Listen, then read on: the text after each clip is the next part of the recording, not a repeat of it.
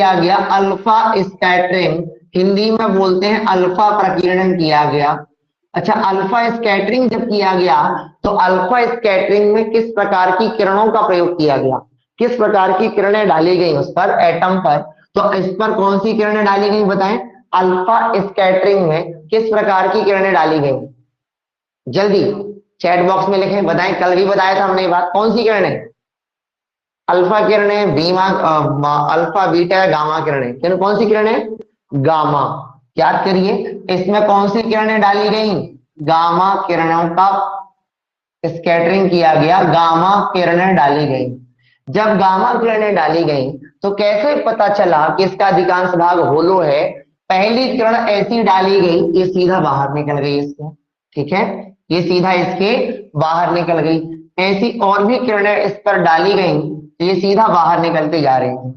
तो वैज्ञानिकों ने ये कहा कि एटम का अधिकांश भाग क्या है, खोखला है। ठीक। दूसरा, इन्होंने कहा कि गामा किरणें जो हैं, ये गामा किरणें नाभिक के पास जाने पर, एटम के गामा किरणें नाभिक, न्यूक्लियस बोलेंगे, न्यूक्लियस के पास, नाभिक के पास पहुंचते ही डिस्ट्रैक्ट हो जाती हैं, अपने मार्ग से विचलित हो जाती हैं, अपने मार्ग से विचलित हो जाती, डिस्ट्रैक्ट हो जाती हैं, अपने मार्ग से डिस्ट्रैक्ट हो रही हैं, अपने मार्ग से विचलित हो जाती हैं। अच्छा, अब जब ये विचलित हुई तो ये बात पता लगाई गई कि ये वाली किरण आ रही थी, ये डिस्ट्रैक्ट क्यों हो गई, ऐसे क्यों चली गई, ये वाली किरण भी आ रही थी और ये डिस्ट्रैक्ट क्यों हो गई, अपनी जगह से डिस्ट्रैक्ट हो गई। अब पता लगाया वैज्ञानिकों ने कि अगर ये डिस्ट्रैक्ट हो रही है, मतलब जो इस गामा किरण का चार्ज है, जो इस गामा किरण का आवेश है, हो ना हो इस न्यूक्लियस में, एटम के न्यूक्लियस में भी वही आवेश होगा। तभी तो सेम आवेश जो है ना, यदि समान आवेश है, सेम चार्ज यदि है, तो इनमें क्या रिपल्सन होता है, क्या होता है इनमें, रिपल्सन। क्या होगा, रिपल्सन। ये इस ओर भागेगा और ये इस ओर, क्या होगा, रिपल्सन। लेकिन अपोजिट चार्ज यदि हो, एक प्लस और एक माइनस, तो इनमें अट्रैक्शन होगा, क्या, अट्रैक्शन। अगर अपोजिट चार्ज है तो इनमें अट्रैक्शन होगा, आकर्षण होगा।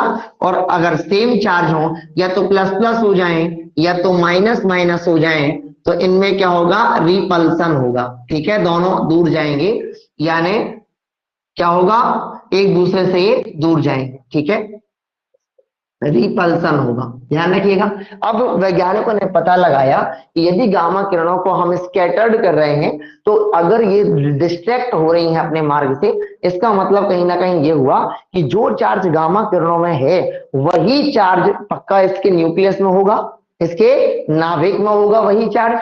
ठीक है, तो क्या हुआ, पता चला कि गामा किरणें तो पॉजिटिव है, गामा किरणें क्या है, पॉजिटिव। तो पता चला कि नाभिक में, एटम को जो न्यूक्लियस है, नाभिक में धनावेश है, नाभिक में क्या है, धनावेश, पॉजिटिव चार्ज है।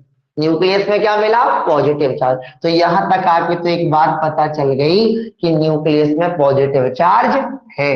डन ये। अच्छा, जब पॉजिटिव चार्ज है, वैज्ञानिकों ने और किरणें वो छेड़ की और स्कैटरिंग किया, और एक किरण डाली, ये किरण सीधा जिस दिशा में गई थी उसी दिशा में टकरा के वापस रिटर्न, कम बैक, क्या वापस आ गई। इसका मतलब कि इसका पक्का जो न्यूक्लियस है वो सॉलिड है, होलो नहीं है, क्या है, सॉलिड है, यानी ठोस है। अगला निष्कर्ष निकला कि जो न्यूक्लियस है, न्यूक्लियस, नाभिक, न्यूक्लियस का केंद्रीय भाग, न्यूक्लियस का सेंट्रल पार्ट जो है ये सॉलिड है, ठोस है। न्यूक्लियस का केंद्रीय भाग क्या है, सॉलिड है। डन यहां तक। तब जाके अब इन चीजों की खोज होगी एक एक करके। अब जब भी पता चला कि केंद्रीय भाग सॉलिड है, तो अब किसकी खोज होने वाली है बताइए, केंद्र में कौन कौन होगा। जब वैज्ञानिक जब और अंदर पहुंचे, वैज्ञानिक और अंदर पहुंचे एक एक करके, तो उन्होंने पता लगाया, इतनी बातें पता हो गई कि भाई यहां से लेके यहां तक का पूरा एटम था, यानी ये पूरा एटम है, परमाणु है, उसमें जो ये वाला हमारा हिस्सा है, ये वाला हिस्सा कहलाता है न्यूक्लियस। क्या कहलाएगा ये? न्यूक्लियस। तो